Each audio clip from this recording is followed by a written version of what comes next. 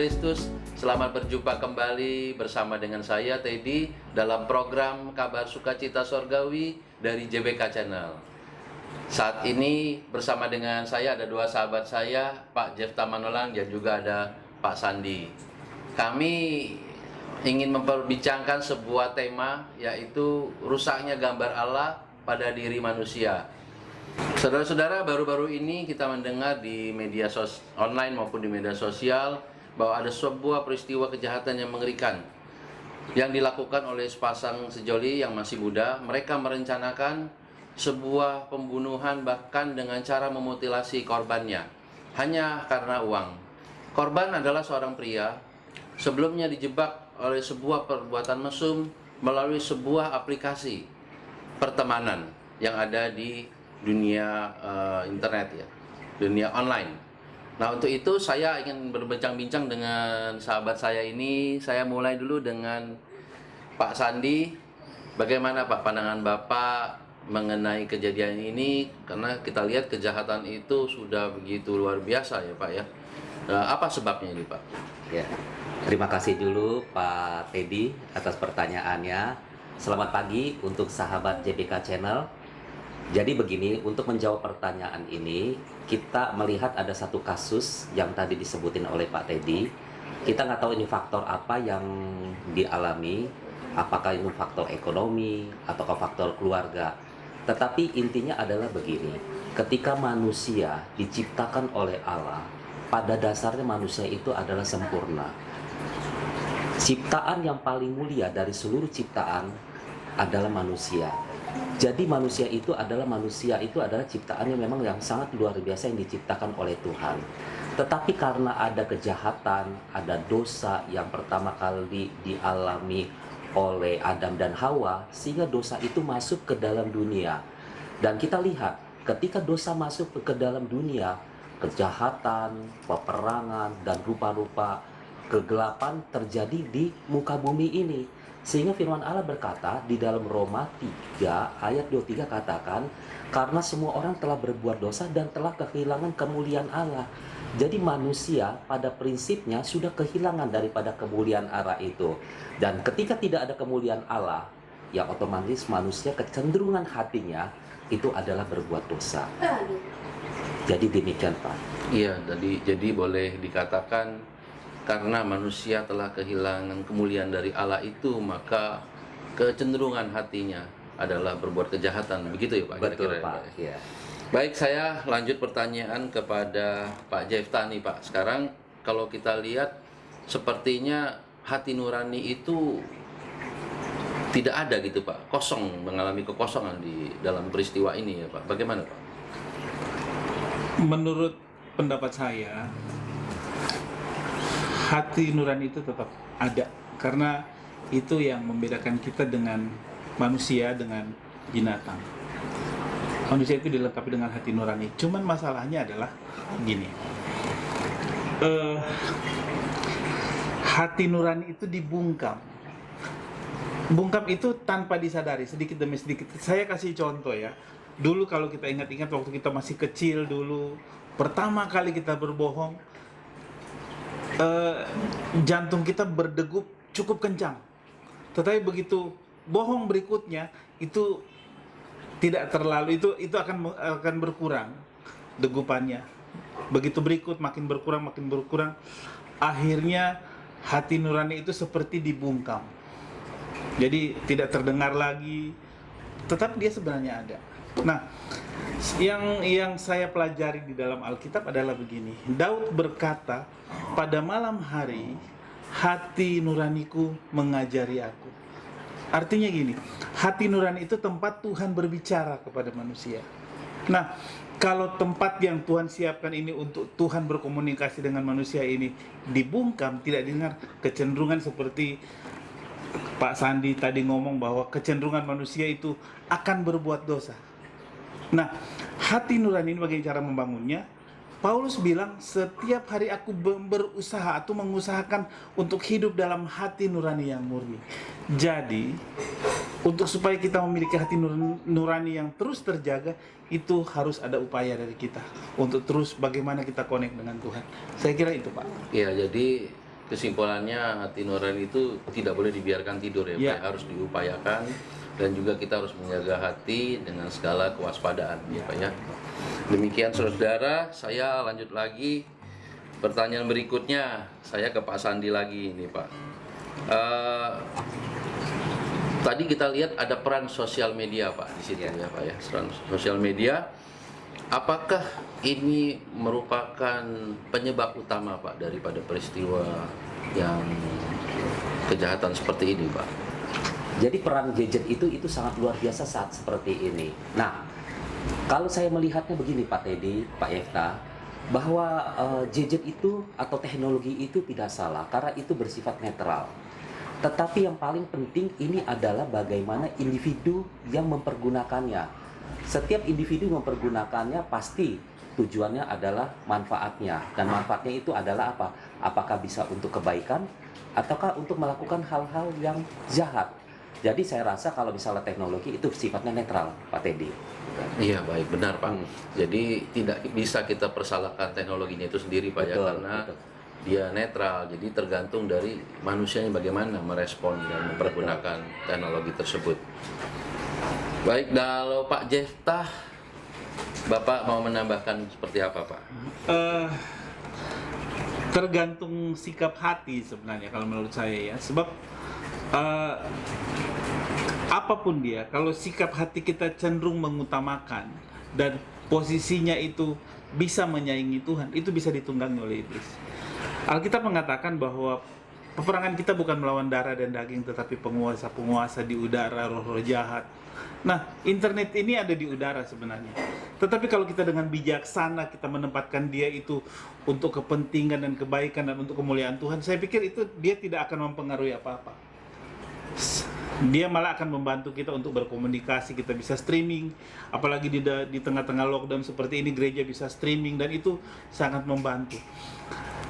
Yang masalah adalah pada waktu ketergantungan dengan internet ini sudah begitu hebatnya, sehingga kalau kita lihat anak-anak sekarang, kalau zaman saya itu umur 5 tahun udah pada bisa baca karena itu fokus gitu loh. Kalau sekarang kita lihat anak-anak belum bisa baca tetapi nggak bisa lepas dari HP.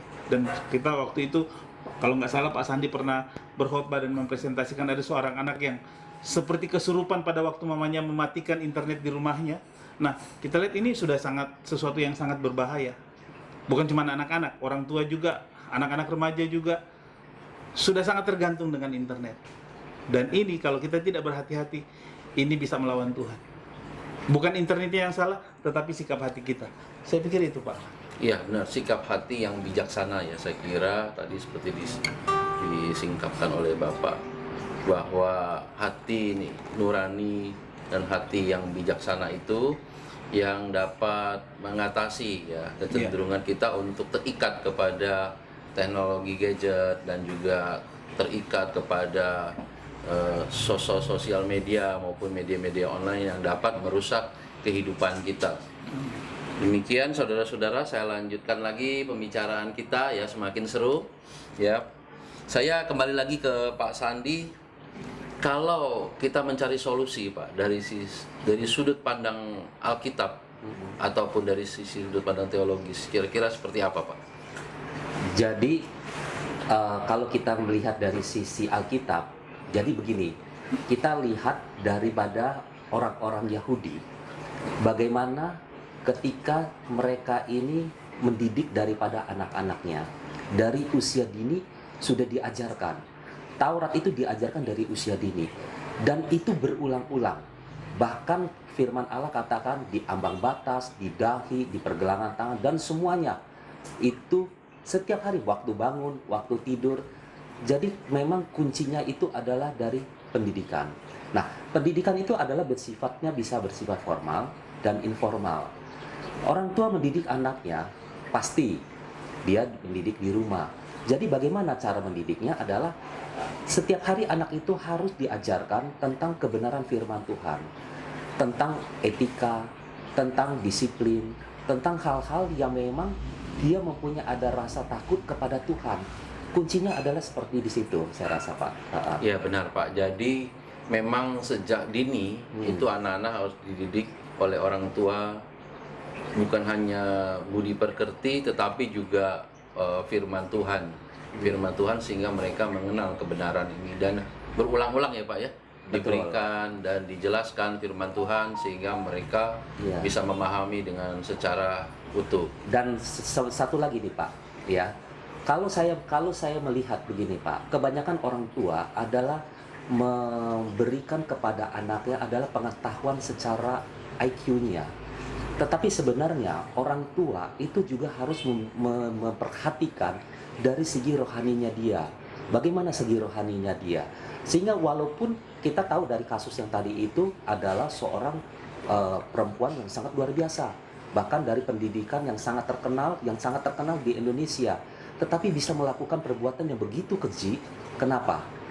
Karena pendidikan moralnya, pendidikan tentang kerohaniannya mungkin ya kurang hal seperti itu. Jadi peran pendidikan di dalam keluarga itu menentukan sekali Pak, di luar daripada pendidikan-pendidikan di luar.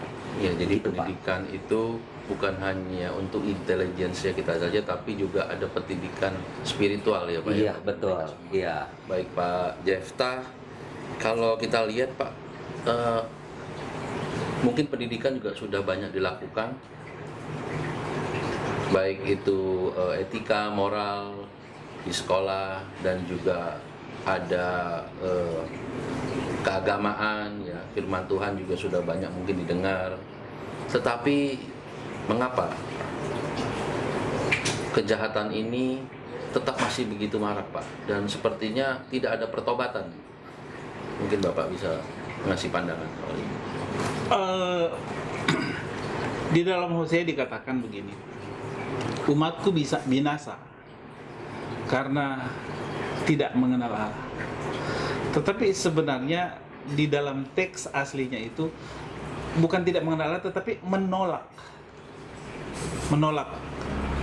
Tuhan, menolak ajaran Tuhan, menolak nabi-nabi yang dikirim, menolak hamba-hamba Tuhan yang, kalau kita lihat sekarang firman Tuhan begitu tersebar sangat luas gitu loh. Tetapi pilihan, ini sekali lagi pilihan. Manusia hidup dalam pilihan. Kita ada kebenaran dan kemudian ada dosa. Nah, kita mau pilih yang mana gitu loh. Kita mau pilih kebenaran atau kita mau pilih dosa? Semua kita dikasih Tuhan kehendak bebas. Nah, jadi pilihan-pilihan inilah yang harus kita ambil, Saudara. Kita harus ambil pilihan itu. Nah, kenapa orang tidak bisa memilih yang benar? Karena sepertinya kejahatan itu yang marak, itu yang tren itu, sepertinya kalau nggak berbuat dosa itu nggak keren. Nah, itu problem. Itu problem, Saudara. Kalau nggak berbuat dosa nggak keren. Saya pernah ada, ini mungkin agak sedikit di luar konteks, tapi saya pernah ada satu statement yang saya sempat dengar dan saya mengusap dada saya. Ada cewek-cewek cantik-cantik, terus dia punya statement begini, hari gini masih perawan, salah keles. Nah, itu Pak, itu sorry saya mengikuti gaya mereka. Tetapi kalau kita melihat kata yang sepotong ini, kita melihat ada mengandung dosa dan penipuan iblis yang luar biasa di sana Pak. Nah, jadi ini pilihan-pilihan yang ini yang saya mau mengajak di kesempatan yang sangat baik ini, yang Tuhan tentukan bagi kita, kesempatan yang baik ini, mari kita memilih untuk memilih jalan Tuhan. Sempit memang, Tuhan juga bilang, sempitlah pintu untuk datang kepada kerajaan surga, tetapi itu jalan yang harus kita pilih. Sebab ingat, cuma 70 tahun kita hidup, itu pun kalau umur panjang sudah. Sisanya adalah hidup kekal. Kita mau pilih yang benar atau kita mau pilih yang dosa. Kalau sekarang orang lebih banyak memilih yang dosa, itu pilihan mereka. Tetapi saya mau ajak saudara untuk memilih kebenaran daripada Tuhan Yesus Kristus, karena Dia adalah jalan, kebenaran, dan hidup. Tak ada seorang pun sampai kepada Bapa kalau tidak melalui Yesus. Itu Pak. Haleluya, luar biasa. Saudara-saudara, luar biasa tadi penjelasan dari rekan-rekan saya semua ya. Hidup ini memang pilihan. Jika saudara-saudara memilih jalan yang lebar, tentu menghadapi kebinasaan. Tetapi jika saudara-saudara memilih jalan yang sempit, yang yaitu adalah jalan kebenaran, maka Anda beroleh hidup. Demikian saudara-saudara, saya lanjutkan lagi pembicaraan yang seru ini ya, dengan sebuah pertanyaan terakhir. Namun saya ingin kembali ke bacaan kita tadi, Pak. Di dalam kitab Kejadian pasal 6 tadi dikatakan Allah itu sedih atas kejahatan manusia dan juga menyesal telah menjadikan manusia. Dalam hal ini apakah Allah menjadi putus asa, Pak? Ya, begini Pak Teddy. Saya rasa Allah itu menyesalnya karena manusia itu berbuat dosa, berbuat jahat. Makanya Allah menyesal. Seperti orang tua ketika anaknya melakukan hal yang tidak baik, tentu orang tua itu sedih. Itu perasaan manusia seperti itu. Terlebih Allah kita sebagai pencipta yang agung, yang mulia, yang luar biasa seperti itu. Jadi, tetapi prinsipnya begini Pak Teddy. Prinsipnya adalah Allah itu ketika dia menyesal, dia mempunyai satu respon yang sangat luar biasa. Dia mengulurkan, bahkan menjamah hati kita. Maka tadi kata Pak Yefta katakan karena begitu besar kasih Allah akan dunia ini sehingga mengaruniakan anak yang tunggal supaya setiap orang yang percaya kepadanya tidak binasa melainkan. Jadi respon dari kita adalah bagaimana kita menerima panggilan seperti itu. Apakah kita mau berubah, hidup kita bertobat, dan kita akan menerima janji-janji daripada Tuhan tentang kebaikan-kebaikan Tuhan yang sangat luar biasa seperti itu Pak Teddy. Iya, jadi luar biasa ya kasih Allah kepada setiap kita, khususnya orang berdosa. Iya. Ia mau menebus kita ya Pak ya, untuk setiap orang yang mau bertobat dan datang kepada Dia. Selalu ada jawaban dan juga pertolongan dari Tuhan agar supaya bisa keluar daripada lingkaran kejahatan ini. Kalau dari Pak Jefta mungkin ada tambahan? Gini, kesempatan itu selalu ada. Kesempatan dan selalu ada. Ada satu ilustrasi yang sangat menarik di cerita dalam Alkitab tentang seorang gembala yang menggembalakan domba yang ada 100 ekor. Perikopnya tentang domba yang hilang. Nah, pada waktu dia menghitung dombanya itu didapatinya cuma 99. Berarti ada satu yang hilang. Nah, yang dia lakukan adalah dia mengunci domba yang 99 itu dalam kandangnya dan kemudian dia pergi mencari domba yang satu ekor yang hilang ini, dan dia mendapati ada di bawah jurang yang sangat dalam. Dan dengan segala resiko dia turun dan kemudian dia berhasil mengangkat satu ekor domba itu untuk dikembalikan ke dalam kawanannya. Nah, di sini saya melihat bahwa ilustrasi ini Tuhan itu kasih signal bagi kita bahwa seandainya di dunia ini semua orang itu benar masuk surga, cuman ada satu orang yang bakal masuk neraka, yaitu saudara. Tuhan Yesus tetap turun, mati di kayu salib untuk menebus engkau, dikembalikan kepada orang-orang benar. Jadi hari ini adalah kesempatan untuk kau membuka hati kepada Yesus, untuk terima Dia sebagai Tuhan dan Juru Selamat, dan engkau mendapatkan hidup yang kekal bersama Yesus. Saya kira itu. Amin, amin. Luar biasa ya. Sudah ada solusi dan jawaban tadi dari hasil pembicaraan kita, bahwa kejahatan yang begitu marak di muka bumi ini, saudara-saudara, Tuhan tidak putus asa. Dia datang ke dunia untuk menyelesaikan masalah daripada manusia ini. Karena manusia sudah banyak kehilangan kemuliaan Allah, maka Tuhan datang untuk membebaskan dan menyelamatkan manusia, sehingga manusia beroleh hidup yang kekal. Itulah kasih Tuhan Yesus Kristus kepada kita semua. Mari saudara, kita semua bertobat dan kembali datang kepada Tuhan dan minta pengampunan. Dan saya percaya bahwa Tuhan adalah setia dan adil, Dia akan mengampuni setiap dosa kita. Demikian saudara-saudara pembicaraan kita pada pagi hari ini. Terima kasih untuk rekan saya Pak Jefta Manolang dan juga Pak Sandi Theodorus untuk bersama-sama saya. Sampai jumpa untuk program berikutnya bersama berita sorgawi dari JBK Channel. Shalom, sampai jumpa. Tuhan Yesus